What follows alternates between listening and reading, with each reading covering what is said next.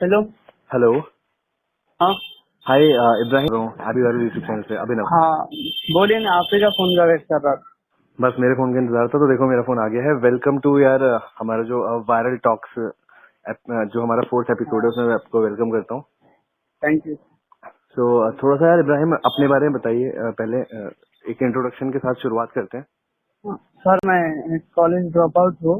College और drop मुझे, out. Amazing. हाँ, और मुझे कभी एक स्टार्टअप करना है। आपको स्टार्टअप करना है। आपने किस ब्रांच से कॉलेज कॉलेज किया है, क्या कर रहे थे आप? बीटेक किया था मैंने, तो बीटेक फर्स्ट किया ईयर था। में ड्रॉप आउट ले लिया। फर्स्ट ईयर में ड्रॉप फेल आउट हो ले गया। लिया आपने? हाँ, फेल हो गया। अमेजिंग। मतलब मैं इसको अप्रिशिएट करूँ या इस चीज के लिए आपको बोलूँ, इस कॉन्वर्सेशन के लास्ट में पता चलेगा। तो ओके। ठीक है, अमेजिंग भाई। इब्राहिम आप कहाँ से हैं, किस स्टेट से हैं? मैं यहाँ पुणे पुणे से हूँ सर, पुणे महाराष्ट्र। महाराष्ट्र से हैं। और आपने जो इंजीनियरिंग है वो भी महाराष्ट्र से ही कर रहे थे आप? हाँ, BEE महाराष्ट्र से। Okay, done. तो आपके क्या क्वेश्चंस हैं? मुझे आप एक एक करके क्वेश्चंस पूछ सकते हैं। हाँ सर, पहला क्वेश्चन ये है कि मुझे स्टार्टअप करना है। तो वो आइडिया भी है मेरे पास और वो वैलिडेट भी हो गया है। वैलिडेट कर लिया आपने? हाँ, तो ठीक है। सबसे बड़ा प्रॉब्लम ये है कि मुझे हायरिंग का ये करना है। मुझे हायरिंग कैसे और कहाँ से करे। ओके, तो ये चीज इस पे डिपेंड करती है कि हायरिंग के लिए क्या आपके पास आपने कुछ फाइनेंशियल बैकअप लिया हुआ है या फिर आप कैसे बूटस्ट्रैप कर रहे हैं, क्या चीज कर रहे हैं? फाइनेंस सर, मेरे पास अभी तकरीबन 80,000 टू 1 लाख रुपीज है जो मेरी सेविंग है। ओके, आपके पास 1 लाख तो रुपए तक की सेविंग्स है। हाँ, ठीक है। और आपका आइडिया क्या है वैसे, थोड़ा शेयर कर सकते हो डिटेल में? डिटेल में सर आइडिया है।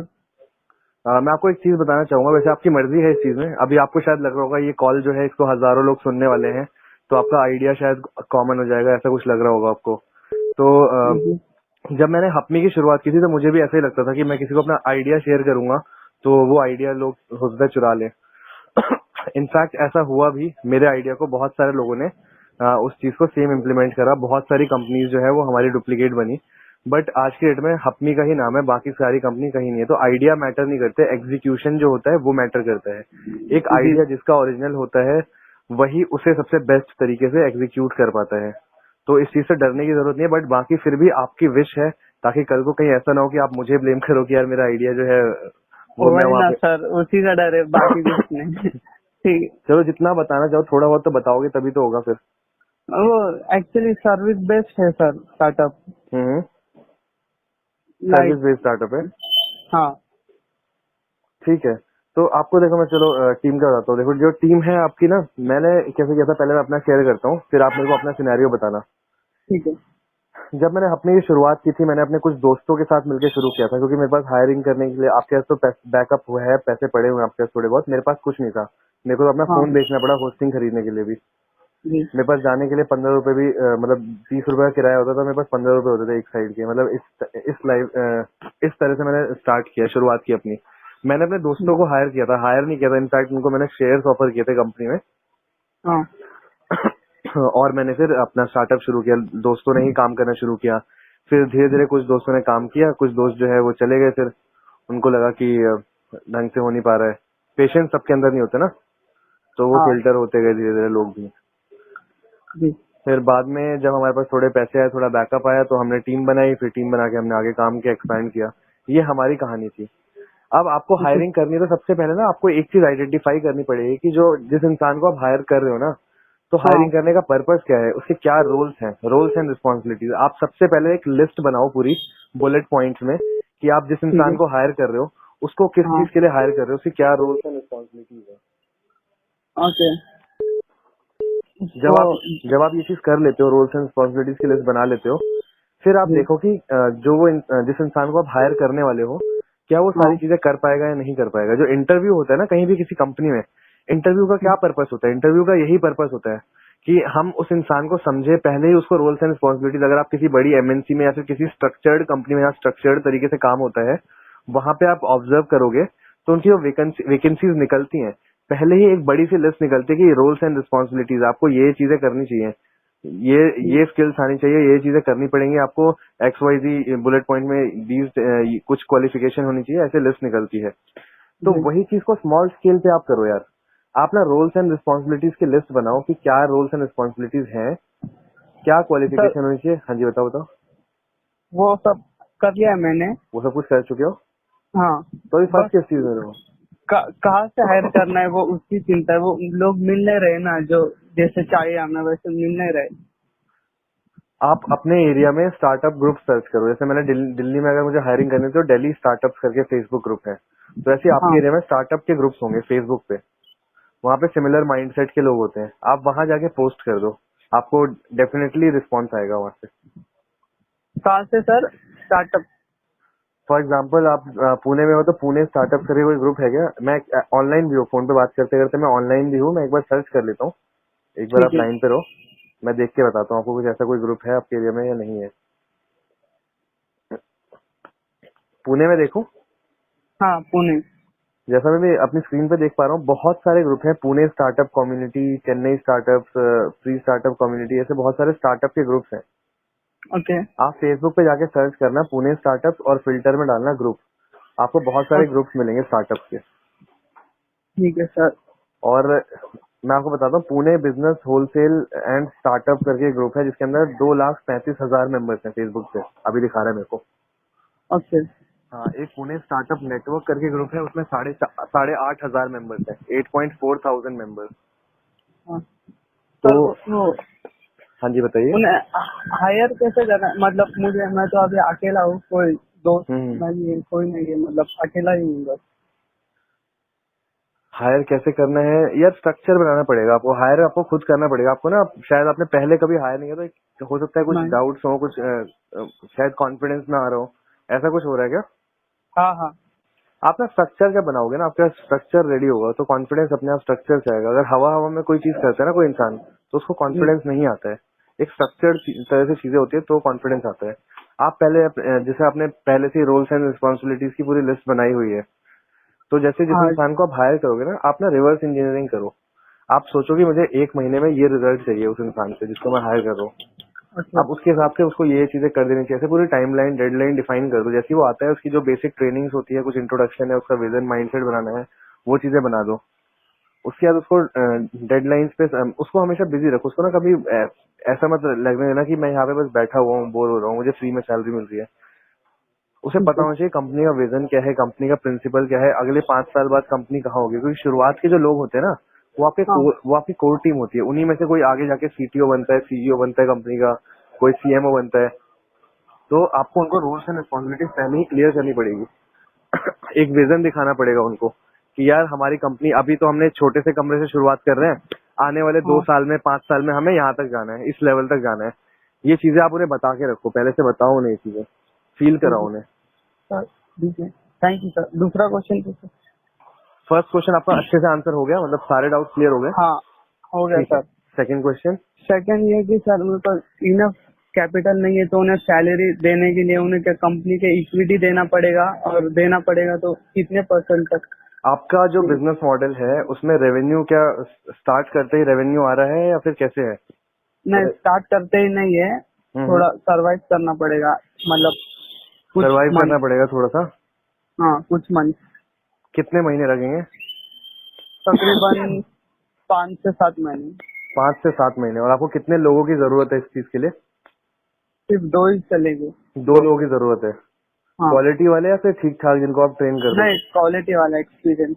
क्वालिटी वाले एक्सपीरियंस 2 लोग चाहिए। फिर तो आपके पास मेरे ख्याल से 2 महीने के आसपास की सैलरी। अगर मान लो आप 25-30 30 हजार में भी हायर करते हो किसी को, जी। तो एक महीने के 60 हजार हो गए सैलरी के आपके। हाँ, तो you are in a deep shit. तो सर कैसे वो इक्विटी देना पड़ेगा, क्या क्या करना पड़ेगा? यार सबसे ज्यादा तो जो लोग हायर कर रहे हो ना, जो लोग अपनी टीम में आप लेके आ रहे हो, वो हाँ। लोग अच्छे होने चाहिए। आपको लोगों की परख होनी चाहिए। एंटरप्रेन्योरशिप जो है वो एक मुश्किल से भरा हुआ, एक कांटों से भरा हुआ सफर है, जिसमें बहुत सारे डिसीजन, बहुत सारा प्रेशर, बहुत सारी चीजें होती है जो हमें करनी पड़ती है, जो हर आम इंसान नहीं कर पाता है, जो हम लोगों जी। ने की है। और जब हम करते हैं ना, हमें पता नहीं होता कि इतना मुश्किल है। अगर पता होता तो 50% लोग तो वहीं पे रुक जाएंगे। हाँ वो भी है। तो आपको सर। लोगों को सेंस करना पड़ेगा, समझना पड़ेगा। आपका क्वेश्चन जो है वो ये है कि मेरे पास पैसे नहीं है उन लोगों को हायर करने के लिए, इनफ कैपिटल नहीं है। उसका हाँ। सोल्यूशन मैं बता रहा हूँ, लोग पहले ढंग के हायर करो, ये इसकी प्रिवेंशन है कि आगे कोई दिक्कत ना हो। इक्विटीज देने से बचो। अभी सोचो कि आप इक्विटी ना दे पाओ, इक्विटी सबको ऑफर मत करो। हाँ, ऐसा आप प्रॉमिस कर सकते हो कि अगर आपने ढंग से ऐसे काम किया, ये मेरा विजन है कंपनी का, अगर आपको मेरे हाँ। विजन में दम लगता है, कंपनी में टीम में दम लगता है, मेरी लीडरशिप मेरे प्लान्स में लगता है दम है, आप ऑनबोर्ड हो मेरे साथ, मैं कुछ स्टार्टिंग में कुछ मिनिमल सैलरी पे काम कर लो, कम सैलरी पे काम करो आप लोग, और आने वाले टाइम में अगले 6 महीने में डाउन द लाइन जब हमारी कंपनी इस लेवल पे, इस पोजीशन पे पहुंच जाएगी, तब मैं आपको ये XYZ चीजें दे सकता हूँ। हो सकता है वो ठीक कंपनी है। की इक्विटी हो सकता है कोई बहुत बड़ी पोस्ट हो, कोई पोजीशन हो, कुछ भी हो सकता है वो, या कोई गिफ्ट हो सकता है, कहीं की ट्रिप हो सकती है। आपने बोल दिया कि मैं आपको सिंगापुर की ट्रिप गिफ्ट कर दूंगा 6 महीने बाद, अगर सब कुछ सही होता है तो। इसमें ये चीज मत बोलना कि मैं करूंगा ही करूंगा, वो फेक प्रॉमिस हो जाएगा। आप ठीक है। बोलना अगर ये चीज ऐसे हो जाती है तो मैं ऐसे करूंगा। ठीक। और सर इक्विटी देना पड़ेगा तो मतलब कितने % तक दे सकते हैं हम? यार ये टोटली बहुत सारे फैक्टर्स पे डिपेंड करता है। पहला फैक्टर कि वो इंसान जो है वो कितना केपेबल है, दूसरा फैक्टर उसका कितना रोल है कंपनी के अंदर, तीसरा कंपनी क्या लगता है कितने टाइम में जो है हमारा रेवेन्यू जनरेट होना शुरू हो जाएगा कंपनी से। अगर कंपनी का रेवेन्यू जनरेट होने में कम टाइम लग रहा है तो इक्विटी भी कम मिलेगी उसे। अगर ज्यादा टाइम में लग रहा है तो हो सकता है उस चीज से इक्विटी वाला जो फैक्टर है वो थोड़ा बढ़ जाए। तो ओके। इक्विटी का ये सीन है। ये बहुत सारे फैक्टर्स पे डिपेंड करता है, बट हाँ, सबसे बड़ी चीज है आपका कॉमन सेंस, आपका माइंड, आपकी गट फीलिंग। आपको क्या गट फीलिंग आ रही है, कितना देना चाहिए, कितना सही रहेगा। देखो हम सबको पता होता है कौन कितना डिजर्व करता है, हाँ। हम सबको पता होता है। आप खुद सोचो कितना देना चाहिए, उतना मान गया तो ठीक है, नहीं माना तो वो फिर या तो आप उसे कन्विंस करो या तो आप किसी और पर्सन को ढूंढो। आप किसी को गलत देख के नहीं कर सकते। जब हमने कंपनी शुरू की थी, मेरा एक बहुत अच्छा दोस्त था, अभी भी दोस्त है मेरा बहुत अच्छा, मैं नाम नहीं लूंगा अभी, तो ही वॉज माई को फाउंडर इन हपनी। तो ओके। उसने कुछ ऐसी इक्विटी ऑफर की थी जो वो डिजर्व नहीं करता था बिजनेस पॉइंट ऑफ व्यू से। वो इंसान बहुत अच्छा है लेकिन बिजनेस में उसकी अंडरस्टैंडिंग उतनी नहीं है, उस लेवल की नहीं है, ऐसा मैं मानता हूँ। हो सकता है ओके। आने वाले टाइम में मुझे गलत प्रूफ कर दे, बट अभी तक मैं सही हूँ। अभी भी मेरे को लगता है उसके अंदर वो अंडरस्टैंडिंग नहीं है।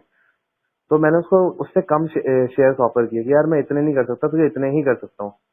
तो इस चीज पे वो नाराज हो गया मेरे से। उसने बोला कि नहीं मुझे इतना ही चाहिए, क्योंकि वो बचपना होता है कंपनी, हमने भी 3-4 साल पहले शुरू की थी, फर्स्ट टाइम ही किया था, हमें कोई एक्सपीरियंस नहीं था 3-4 साल पहले कॉर्पोरेट वर्ल्ड कैसे काम करता है। आप लोगों के टाइम पे तो अभी भी फिर कुछ वीडियोस हैं काफी सारी, जहाँ से आप सीख सकते हो, कुछ मेरे जैसे कुछ मेंटर्स हैं जो आपको हेल्प कर सकते हैं। उस टाइम तो कुछ भी नहीं था यार, समझ रहे हो मेरी बात को। ओके। ओके। तो मैंने उसको एक सिंपल सा फंडा बोला, वो बात समझाना चाहता हूँ अगर आप समझ जाओ इस फंडे को। मैंने उसको बोला कि यार मान ले कि तेरी इवेल्यूएशन जो है वो 50 करोड़ की है, और हाँ। जो मेरी सोच है वो 200 करोड़ वाली है।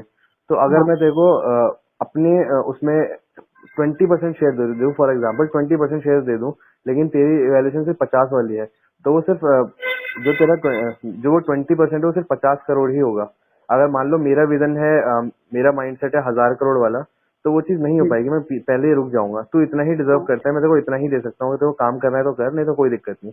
तो उसने क्विट कर दिया, उसने हमारी टीम को क्विट कर दिया। वो शेयर्स उसने नहीं लिए, उसने बोला ठीक है कोई बात नहीं। वो अभी भी मेरा दोस्त है और सारी चीजें अच्छी चल रही है। तो इक्विटी जो है ना, मुझे उस टाइम पता थी कि वो उतना ही डिजर्व करता है, वो मेरी कैलकुलेशन थी। तो ओके। सिमिलरली अपनी गट फीलिंग के हिसाब से देखो यार कि क्या कैलकुलेशन बनती है। ठीक है, आपने अपनी समझ गया company sir. Private limited register कराई है या फिर कैसे है, नहीं, प्रोप्राइटरशिप में? वही क्वेश्चन था सर, पर अभी थर्ड क्वेश्चन वही है मेरा। अच्छा, थर्ड क्वेश्चन ही हुई है। ओके। हाँ, मतलब कंपनी को रजिस्टर पहले करना है स्टार्ट करने के, या बाद में करना है? और हम्म। हमें नॉन डिस्क्लोजर एग्रीमेंट साइन करना जरूरी है जिसको हम हायर करेंगे? ओके, एक एक करके तीनों पॉइंट पे आते हैं। हम्म। सबसे पहले तो ये कि आप क्या करो, अभी 1-2 महीने ऑपरेशंस चलाओ, अभी कंपनी रजिस्टर मत कराओ। इसको एज जी। अ प्रोजेक्ट काम करो, इस पे एज अ कंपनी काम मत करो, एज अ प्रोजेक्ट काम करो।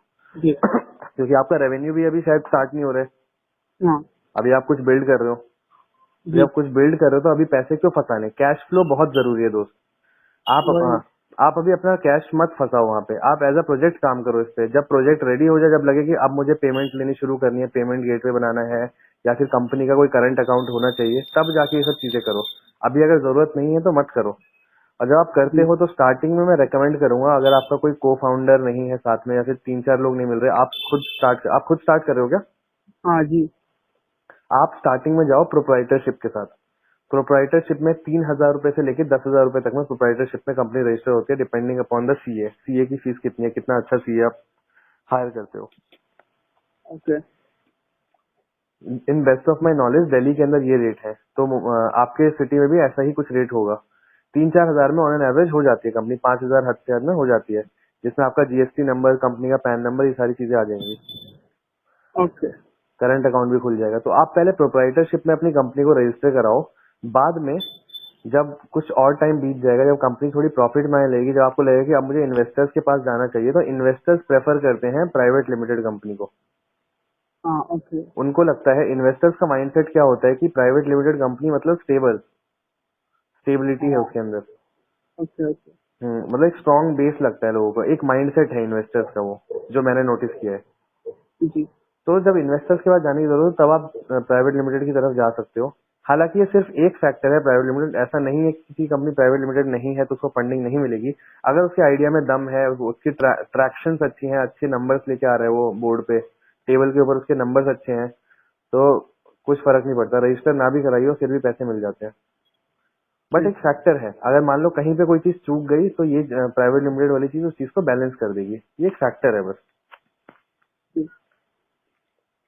और नॉन डिस्क्लोजर एग्रीमेंट का जो हाँ, हमें साइन करना होता है एम्प्लॉयज के साथ पहले, वो जरूरी है क्या? देखो मेरे पापा जो है वो लॉयर है दिल्ली हाई कोर्ट में।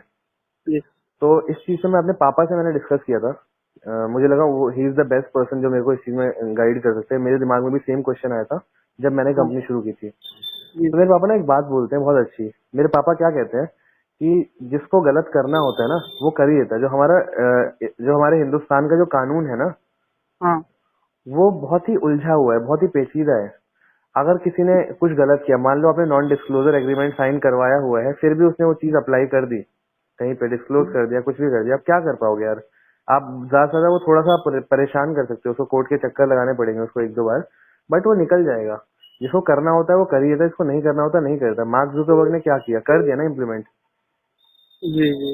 जो बाद में पैसे आए तो कोर्ट वोर्ट सब कुछ उसने देख लिया, जो भी था, जो भी उसके ऊपर एलिगेशन लगी थी कि भाई तुमने आइडिया चुराया है मेरा। हाँ सही है। अगर आप किसी को तो पैसे देते हो, मान लो आपने 10,000 रुपए किसी को उधार दिए, जिसको हाँ। रिटर्न करने में रिटर्न कर दे, उसको खाने होंगे वो खा जाएगा, भले आप कितना भी पेपर वर्क करवा लो। सबसे ज्यादा पेपर वर्क कहाँ पे होता है? बैंक में होता है ना। आप बैंक से लोन लेते हो तो जी वही। बैंक से ज्यादा कहीं आप खुद तो नहीं कर सकते ना। बैंक से ज्यादा एड्रेस वेरिफिकेशन, फोन वेरिफिकेशन, आधार, ये वो 10 तरह की चीजें करते हैं। फिर भी हाँ। बैंक से 8-8 हजार करोड़ रुपए लेके लोग भाग जाते हैं ना। जी वो तो है। जिसको जाना होता है, जिसको गलत करना होता है, वो कर ही देता है। बस हमें क्या करना है, उन लोगों से बच के रहना है। नॉन डिस्क्लोजर एग्रीमेंट और ये सब चीजों की मेरे ख्याल से कोई वैल्यू नहीं है। जिसको तोड़ना होगा तोड़ देगा। ठीक है। ठीक। वही क्वेश्चन घूम रहा था बस अपने दिमाग, अभी अपने क्लियर हो गया। माइंड में ना यार एक कॉन्फिडेंस रखो कि साला मेरा आइडिया है, मेरे से ज्यादा अच्छे तरीके से कोई भी नहीं कर सकता इसको इम्प्लीमेंट। अगर वो करेगा मैं उससे उसमें और इनोवेशन लेके आऊंगा, क्योंकि उस आइडिया का बेस, उस आइडिया का आधार जो है वो मैंने डाला है। जी। अगर कोई सेम चीज अप्लाई कर देगा तो जितना मैंने बताया है, जितना उसको पता है, वहीं तक तो कर पाएगा ना। उसके आगे मैंने क्या सोचा है, फिर उसके आगे मेरे दिमाग में क्या चीजें आने वाली है, वो तो वो मुझसे पहले नहीं कर सकता ना। वो चीज मैं करूंगा यार। हाँ वो भी है। और आपके अंदर अगर दम होगा तो चाहे आप किसी को आइडिया बताओ या ना बताओ, आप सक्सेसफुल हो जाओगे अपने बिजनेस में। अगर आपके अंदर दम नहीं होगा, आपका सिर्फ आइडिया अच्छा होगा, तो होता है कोई और इंसान उस चीज को कर ले। ये एक सच्चाई है, एक बहुत ही ब्रूटल सच्चाई है जो हमें एक्सेप्ट करनी पड़ेगी दोस्त। जी सर समझ गया मैं। आप किसी इन्वेस्टर के पास जाओ, उसको अपना सब कुछ बता देते हो ना जाके। अगर कोई भी इंसान जाता है तो ये मेरा हाँ। आइडिया है, इतना बड़ा मार्केट है, यहाँ यहाँ से हमारी इतनी इतनी सेल्स हो रही है, आगे फ्यूचर में हमारे ये प्लान्स है, तभी तो वो जी। पैसे देता है ना। अब हाँ सोचो वो। कोई इन्वेस्टर जिसके पास ऑलरेडी 200-300 करोड़ रुपए जेब में पड़े हुए हैं कहीं पे लगाने के लिए, वो जी। आपका पूरा आइडिया समझने के बाद भी फंड आपको क्यों करता है? खुद से क्यों नहीं स्टार्ट कर लेता? अगर उसके पास 100 करोड़ रुपए हैं तो वो 100 करोड़ रुपए आपको क्यों दे रहा है, और शेयर्स क्यों ले रहा है बदले में? कुछ 10-20%, 30% जितने भी लेगा, वो खुद भी तो कर सकता है। वो खुद, उससे इन्वेस्टर को भी ये बात पता है, क्योंकि वो मैच्योर है इतना, उसने दुनिया देखी है, उसे बिजनेस की अंडरस्टैंडिंग है कि जिस इंसान का आइडिया है वही उस चीज को अच्छे तरीके से कर सकता है। जी वो चाहे तो 100 करोड़ में क्या करेगा, वो टॉप लोगों को हायर कर लेगा जिनकी 2-2 लाख रुपए सैलरी होगी, एक्सपीरियंस 8-8 10-10 साल के एक्सपीरियंस वाले लोगों को बोलेगा भाई ये आइडिया है, इस चीज को शुरू करो आप और आगे बढ़ाओ। ये प्लान सर, है। मिल गया आंसर, मिल गया मुझे जो चाहिए था। ठीक है, एक मूवी रेकमेंड करूंगा यार आपको, एक वेब सीरीज है pirates of silicon valley. Pirates of silicon valley. ठीक है, पायरेट्स हाँ ऑफ सिलिकॉन वैली है, तो आप एक बार सर्च करो, मेरे ख्याल से आपको शायद नेटफ्लिक्स या ऐसे कहीं मिल जाएगी। मेरे को किसी ने पेन ड्राइव में हार्ड डिस्क में दी थी डाल के मूवी, मेरे एक फ्रेंड ने। तो इसमें पूरा दिखाया गया कि एक इंसान है वो कैसे अपना आइडिया बनाता है, फिर इन्वेस्टर्स कैसे फंडिंग मिलती है, पूरा कंपनी की जर्नी समझाई गई है उसमें, और बहुत इंटरेस्टिंग है। उसके 4-5 सीजन है। आप पायरेट्स ऑफ सिलिकॉन वैली देखना भाई। हाँ, ठीक है सर। मैं ये अभी मैं बिना सोल प्रोप्राइटरशिप के वो सर मैं अभी स्टार्ट कर सकता हूँ क्या बिना रजिस्टर किए भी कंपनी? हाँ, इसको कंपनी नहीं, इसको एज अ प्रोजेक्ट स्टार्ट करो, बाद में हाँ कंपनी वही ना, बनाना। प्रोजेक्ट की। माइंडसेट का खेल है यार सब। आपने सोचा तो प्रोजेक्ट है, आपने सोचा तो कंपनी है। फालतू में कंपनी सोच के पैसे क्यों लगाने, 5-10 हजार रुपए क्यों फंसाने। आप 5-10 हजार हाँ रुपए का रजिस्ट्रेशन कंपनी रजिस्टर कराओगे, फिर करंट अकाउंट खुलवाओगे, उसमें भी 10-15 हजार रुपए का बैलेंस मेंटेन करना पड़ता है अकाउंट में। वो सब झंझट क्यों पालने आपको स्टार्टिंग से। जी सर। और कुछ एग्जीक्यूशन से आप टिप दे सकते हो, एग्जीक्यूशन पर? आप जो भी काम कर रहे हो, मुझे नहीं पता आपका आइडिया क्या है, जी आप मार्केटिंग जो है उस पे फोकस करो। वो चीज किसी भी बिजनेस की आत्मा होती है, सेल्स, मार्केटिंग। 10 में से 9 जी स्टार्टअप या 10 में से 10 स्टार्टअप जो फेल होते हैं, वो फेल क्यों होते हैं, जी उनका आइडिया क्यों नहीं चल पाता, कोई खरीदता नहीं है। खरीदता जी। क्यों नहीं है, या तो प्रोडक्ट में दम नहीं होता, या तो मार्केटिंग अच्छी नहीं हुई होती। हम्म, प्रोडक्ट आपके हाथ में है, मार्केटिंग भी आपके हाथ में है। प्रोडक्ट पे जी तो हर कोई ध्यान देता है, लेकिन मार्केटिंग ज्यादातर लोग मिस कर जाते हैं। आप digital marketing, offline marketing, sales और जितनी भी चीजें हैं जो आपके बिजनेस में हेल्पफुल होगी, आपके जो कस्टमर है वहां तक पहुंचने के लिए, वो चीजें सीखो यार। और कोई भी एंटरप्रेन्योर है, आपको डिजिटल मार्केटिंग तो आनी ही चाहिए। अगर आपको सर, डिजिटल आती है मार्केटिंग मुझे, नहीं है, डिजिटल मार्केटिंग तो आती है। बहुत अच्छी बात है। अगर आपको डिजिटल मार्केटिंग आती है तो इट्स वेरी हाँ गुड। आप उस चीज को अप्लाई करो, और डिजिटल मार्केटिंग अगर आपको आती है तो आपको पता हो कि हर रोज कुछ ना कुछ नया आता है। हाँ वही ना, अभी 2 अपडेटेड। दिन पहले गूगल का अपडेट आया है कुछ हिंदी वेबसाइट्स को लेके, उन्होंने कुछ एल्गोरिदम में चेंज किया है, तो उन चीजों पे नजर रखो अपनी।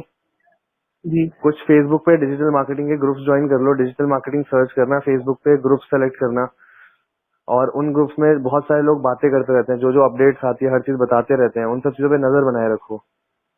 जी सर, जरूर। ठीक है, तो मैं बस एग्जीक्यूशन में एक ही चीज बोलूंगा, सारी चीजें तो आप कर लोगे यार, वो सब हो जाएगा, बस मार्केटिंग का खास ध्यान रखना। जी सर, मार्केटिंग का ही। क्योंकि जब बिकेगा प्रोडक्ट तभी कंपनी आगे हाँ चलेगी। हाँ वही, सोशल मीडिया रहना है ज्यादा मार्केटिंग। क्या कह रहे हो? सोशल मीडिया पर ही रहना है ना मार्केटिंग के लिए डिपेंड ज्यादा। करता है आपके प्रोजेक्ट के ऊपर, प्रोडक्ट के ऊपर डिपेंड करता है। बट इसलिए yes, social. Social media is a very big, very powerful medium. In fact हमने ये ऑब्जर्व किया है हपनी के केस में, हमने जितनी इंस्टाग्राम पे हमने एड्स लगाते हैं हम लोग, उससे ज्यादा अच्छा रिजल्ट आता है फेसबुक से। जी, बस यही क्वेश्चन थी सर, मिल गए सब जवाब। जवाब मिल गया, मजा आया आपको, वैल्यूएबल थी हमारी कॉन्वर्सेशन। हाँ बहुत बहुत सर। तो अभी एक बार जो हमारी ऑडियंस हमें सुन रही है उनको एक बारी कुछ रिक्वेस्ट कर दो इस वीडियो को लाइक करने के लिए, विचार अपने कमेंट्स में शेयर करने के लिए। सर ये लाइव ठीक है वीडियो? अभी लाइव नहीं थी, अपलोड होगी चैनल पे। करने वाले अपलोड? हाँ बिल्कुल। ठीक है। चलो मैं आपकी तरफ से बोल देता हूँ। तो दोस्तों, अगर आपको ये वीडियो पसंद आई तो इस वीडियो को लाइक करो, अपने विचार हम लोगों को कमेंट्स में बताओ, और इब्राहिम से अगर आप कोई क्वेश्चन पूछना चाहते हो या फिर कोई एडवाइस देना चाहते हो इब्राहिम को, तो वो भी चीज आप लिख सकते हो। इब्राहिम, आप रिप्लाई करोगे कमेंट में आके? जी जरूर सर। ठीक है, अगर आप लोगों के पास कोई एडवाइस है, कोई ऐसी चीजें जो इब्राहिम के लिए यूजफुल होगी, तो आप वो भी लिख सकते हो कमेंट में, भाई आपके सारे कमेंट्स पढ़ेंगे। तो इसी के साथ this was AD viral signing of.